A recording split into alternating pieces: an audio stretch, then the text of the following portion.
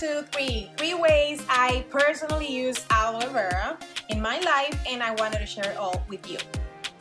So the benefits have been long discussed. So many studies out there about the benefits of aloe vera, but sometimes we don't know how to start using it.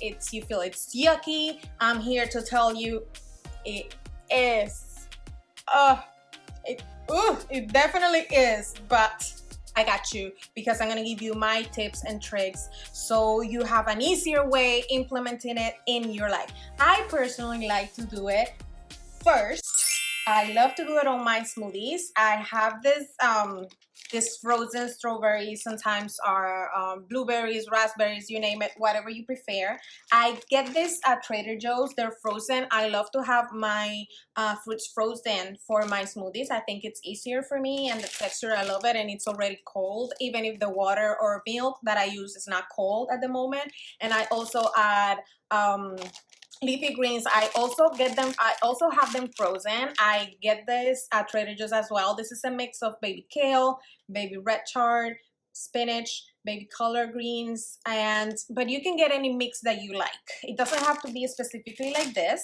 I add water, or maybe oat milk, almond milk, and a scoop of my favorite plant-based protein that I'm using at the moment. And I just blend all that, and I put the like maybe a spoon or 2 spoons of aloe vera crystal, just already pre-cut it and washed really well. And I just blend everything, and you're gonna see that you won't feel the taste of the aloe vera. I promise you, if you're scared about the taste, you won't feel it, because everything else is just gonna blend in, and it's really gonna absorb whatever flavor. I know that aloe vera is a little bit sour, but don't be afraid, because the taste is super good. The other way that I use it, we're still on number 1, is that in the morning, what I do is that if I'm feeling like kind of constipated for a few days, it's something that you can also do. Remember that you should have at least 2 bowel movements per day. If you're not having 2 bowel movements per day, it's not that you're constipated, but you might be very well on your way, especially if it is over time and you feel like it's happening over and over again. We should strive to have 2 bowel movements per day. And I always suggest you can get flax seeds, of course, a lot of fiber, because what we're trying to do is to address the cause and not the symptoms. That's why I never recommend laxatives or any drugs that are habit forming. Everything that you're going to see on my end, it's going to be very natural, and only things that you can get from Mother Nature, okay? So 0 laxatives here. And one of the benefits from aloe vera is that it helps with constipation. It helps to ease out your stool and makes you more regular to the bathroom. So what I have is that I already have these crystals here. I pre-cut it, wash them, of course. So what I do is that I have a little water here, maybe half a cup, and then I add the crystals, right? And here you go. And if I literally can drink whatever by now. Like, my palate is already very trained. But if you're a newbie, you can add lime or lemon, and it will definitely help with whatever, aftertaste that it will leave. And my other trick is that I always add a pinch of stevia. Let me do this, like YouTubers.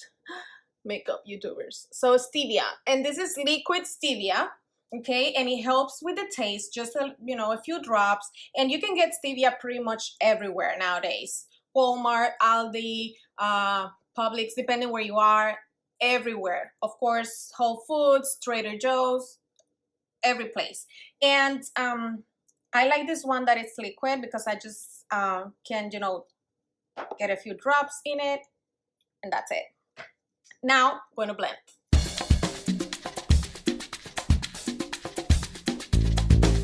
So here you have it. So you'll have this mixture, and you'll just drink it on an empty stomach for 3 days. And that's what I do when I feel constipated, or I feel like I'm not being very regular. And then like 10 or 15 minutes later, I'll have my regular breakfast. Cheers. Number 2, I love to use it for my skin. I don't know about you. I have a huge issue every time that I get my period. I start pinching my face, and of course, it leaves me some scarring. It leaves my skin sometimes a mess. And aloe vera has been proven to, it's amazing for wound healing. And if you have any issues with eczema, psoriasis, if you have any allergies, aloe vera is amazing. So what we're gonna use is this, you know, like the crystal, this part.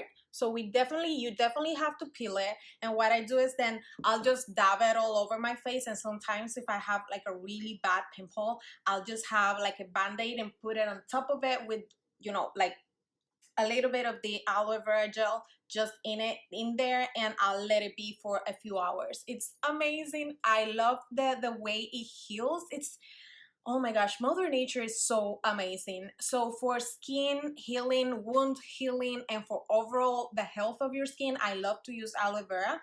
And the other way I use it, because let's be honest, sometimes I don't have this lying around my house waiting for me to pinch my face or to have a rash or to have, acne or something, a breakout. So sometimes I need it and I don't have it. So what I do always have is I use this gel, which is 99% pure aloe vera gel.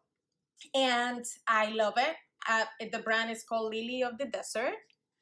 And I've been using it, I will say, for 5 years, almost 5 years already. I love it because there's so many brands out there, but I love this one especially because it's made with organic aloe vera juice and gel.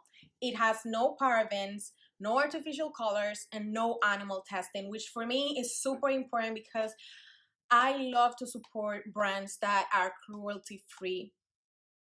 You might eat meat, but just supporting brands that don't test on animals is a huge step to getting your money and giving your money to brands that are more conscious. So every step counts, every little thing counts. So I personally have been transitioning all my makeup, all my beauty products to brands that are only cruelty free. I don't give my money to any brands that test on animals.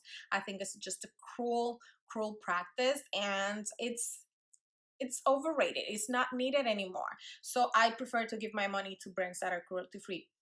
100%. And this one is, and all the other ingredients, it has vitamin E, all the other ingredients are also supernatural, and I just love the way it feels. Let me show you the texture. So it is, a gel, of course. Whoop. It's a gel, and it absorbs pretty quick to your skin. So what I do is that I use it at nighttime, because what it does is that it dries out a little bit like harsh, so your skin might be feeling like mummified. So I only use it at night, and I always joke like my poor husband, because you should see my nighttime rituals and all the creams that I use, but I don't care. I'm sorry, babe, but I really don't care. I have to moisturize, to take care of ourselves, and I love to use this even if I have not pinched my face. I feel that it hydrates me a lot. I love it, especially to lock in moisture after I put that any oil in my face, and I put this. I love it, but of course the original one is even better. But if I don't have it at home, which sometimes is like all the time, at least for my face and for beauty purposes, I use this one. Third way I use aloe vera for myself is definitely for my hair.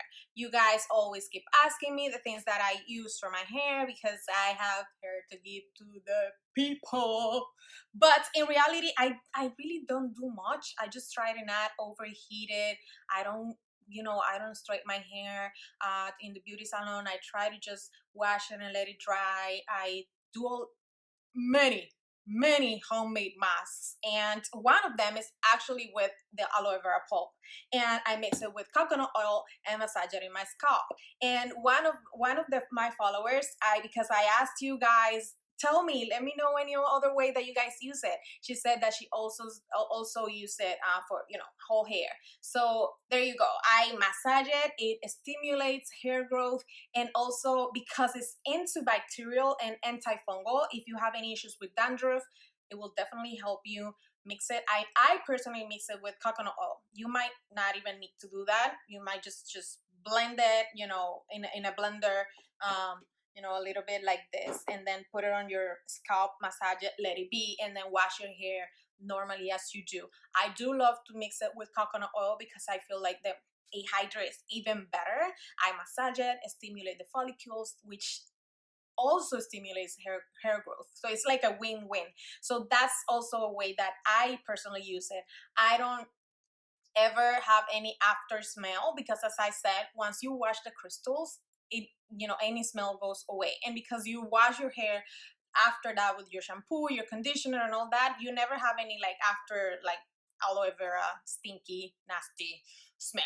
So go ahead and do that, and I hope you implement any of these three ways that I personally use it. And if you have any other, let me know in the comments, because I definitely want to keep implementing. I know we Latinas use aloe vera a lot for so many things, from beauty, health, and for cooking concoctions. I just sharing these three because it's the way that I personally use it the most. But I am wondering, how do you personally use it? I hope you find these tips useful, and see you next time.